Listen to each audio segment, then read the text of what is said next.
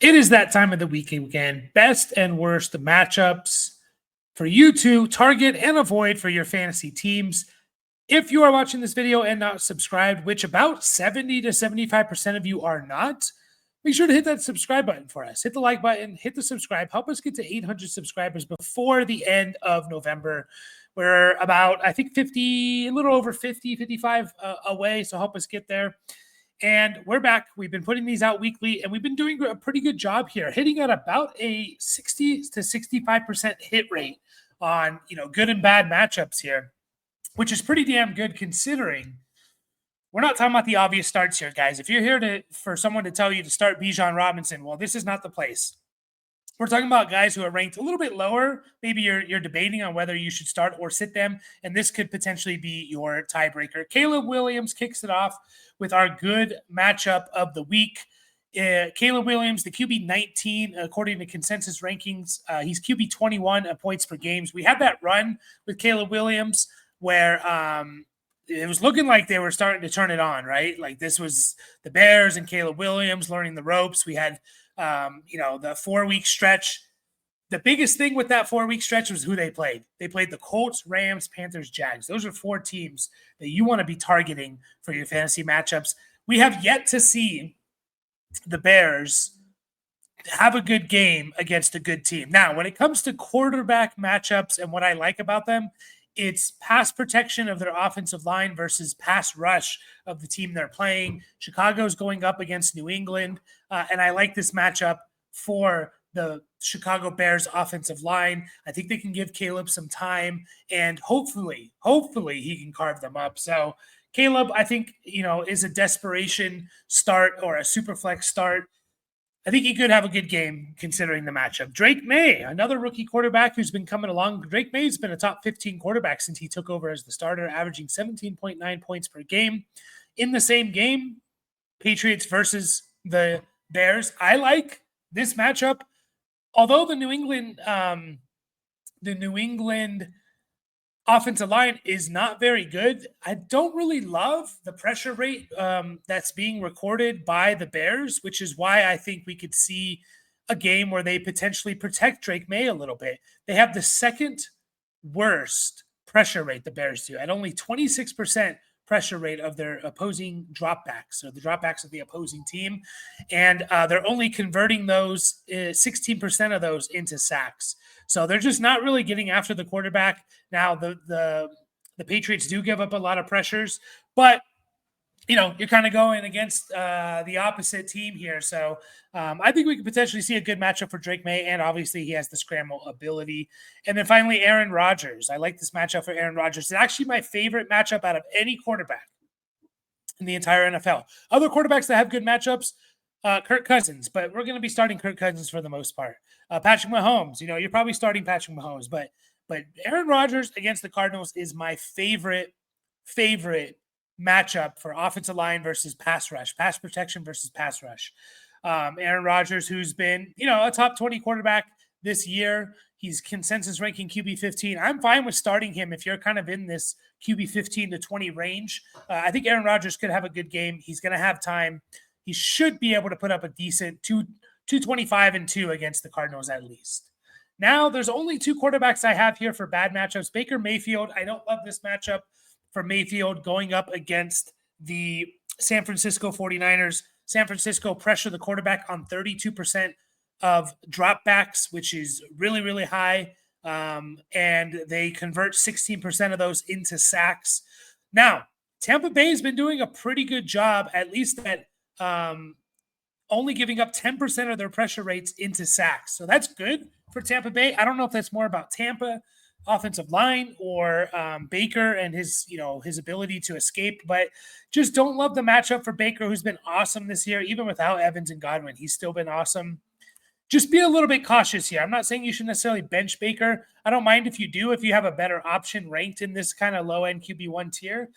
I don't love the matchup here. And then another one here, and I'm definitely not telling you to bench Jaden Daniels. However, this is the matchup I least like out of any other matchup here.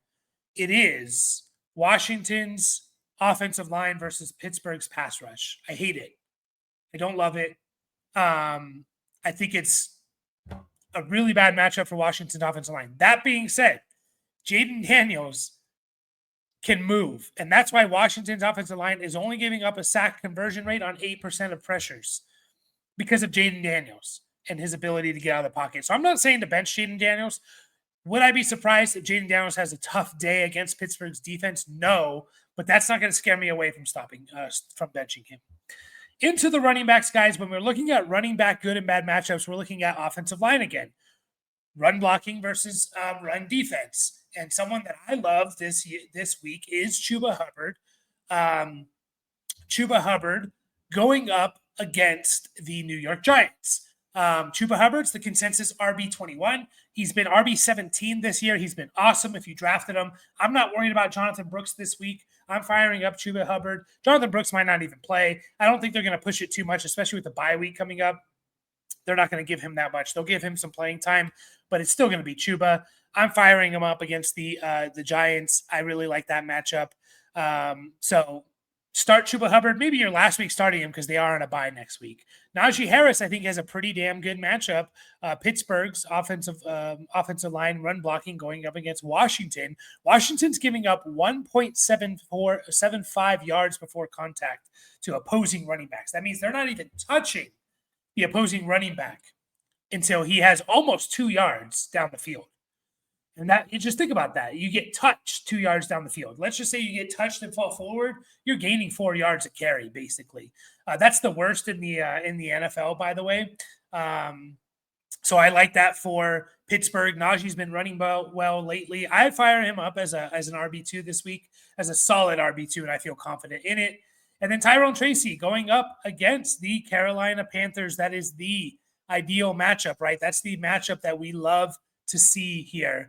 Now, unfortunately, Carolina's, the Giants' offensive line is not great at allowing yards before contact, but they're going up against Carolina. This is the team you target for your running backs. I love that for Tyrone Tracy. He seems to be the guy. They seem to move on from Devin Singletary and give it all to Tyrone Tracy. That being said, Devin Singletary, not a terrible matchup. If you want to throw him in there, because we've seen multiple running backs go off on Carolina.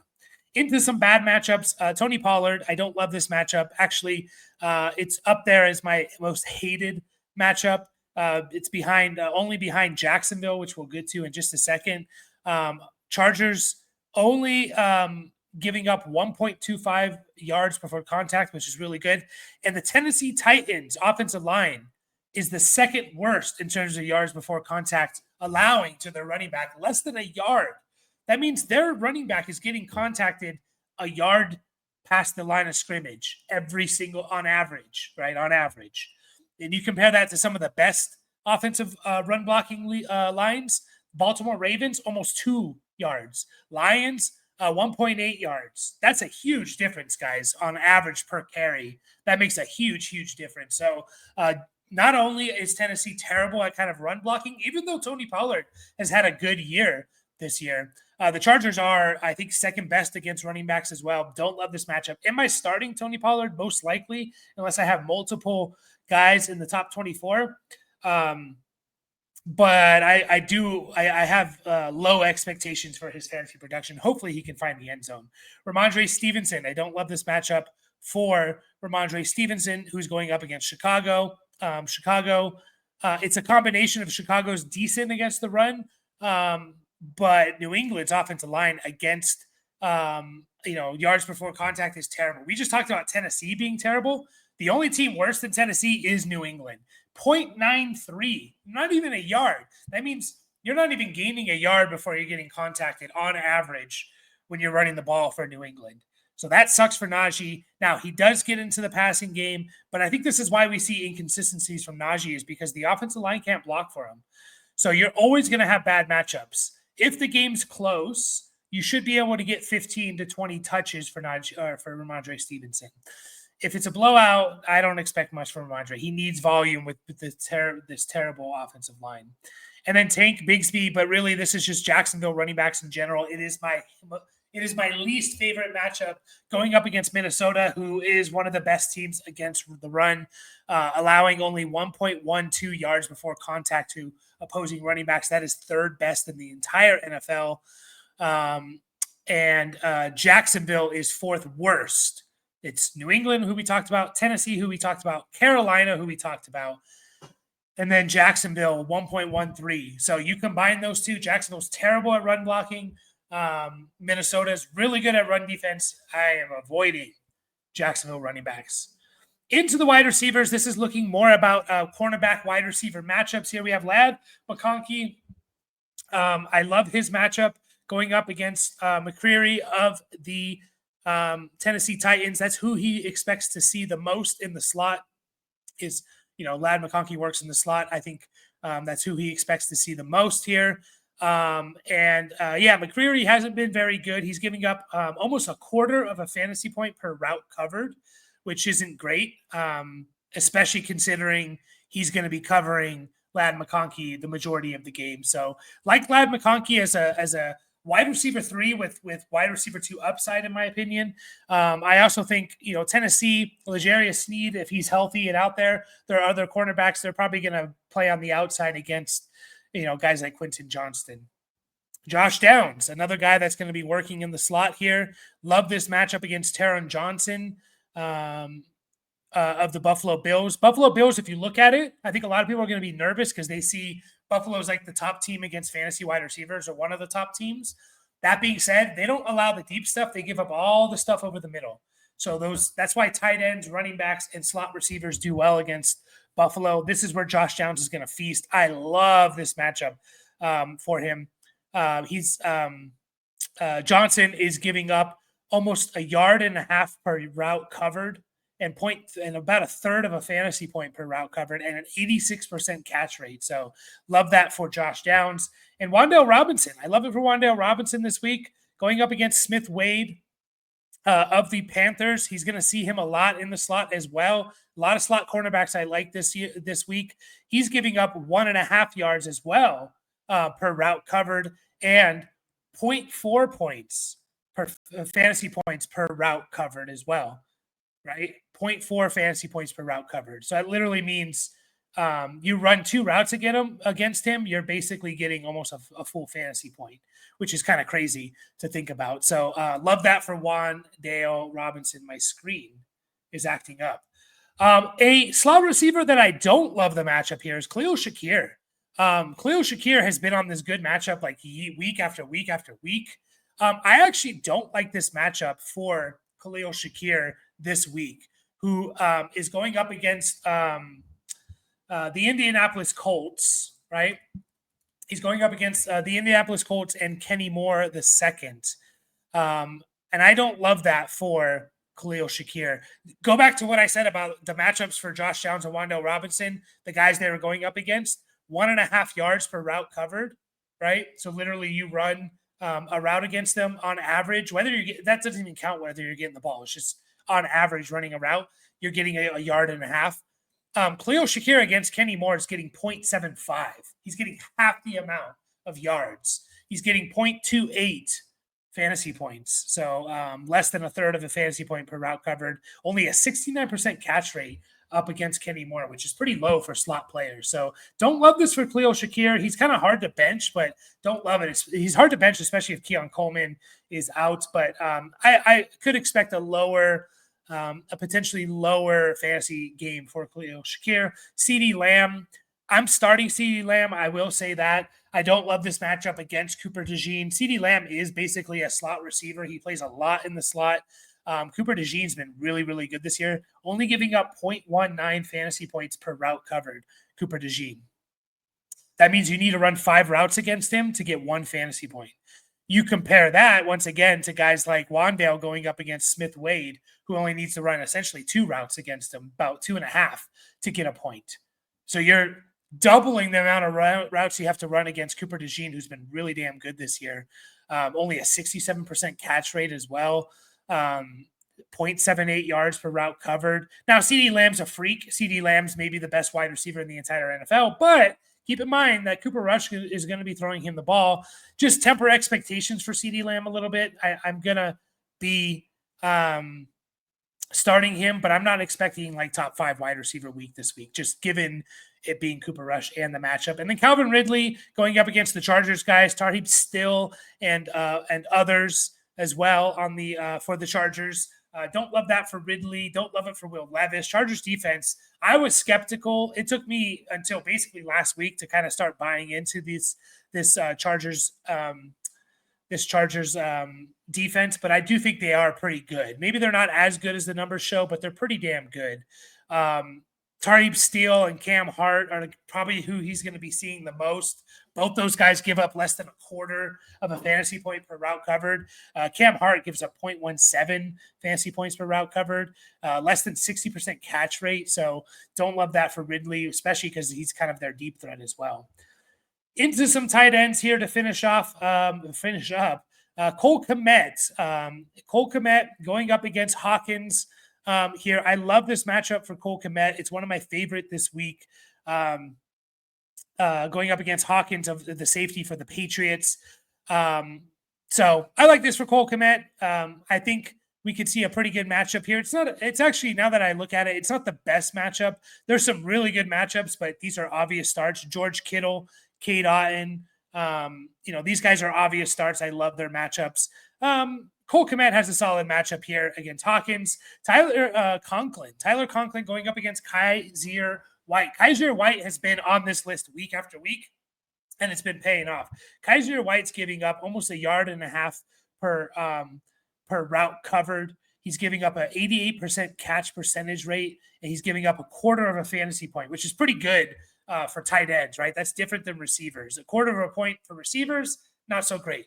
A quarter of a point for a tight end is actually really good. In fact, it's like top 7 best to target. So for Kaiser White, I don't think he's the greatest cover guy. I think Tyler Conklin could have a solid week this week.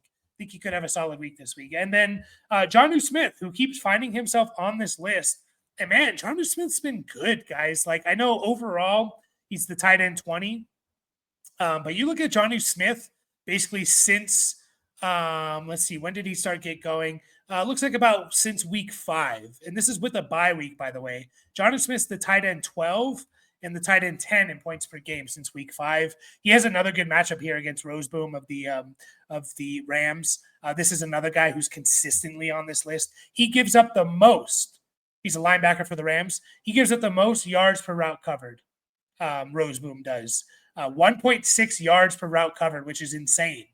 You run 2 routes against him, you're getting 3 yards, right?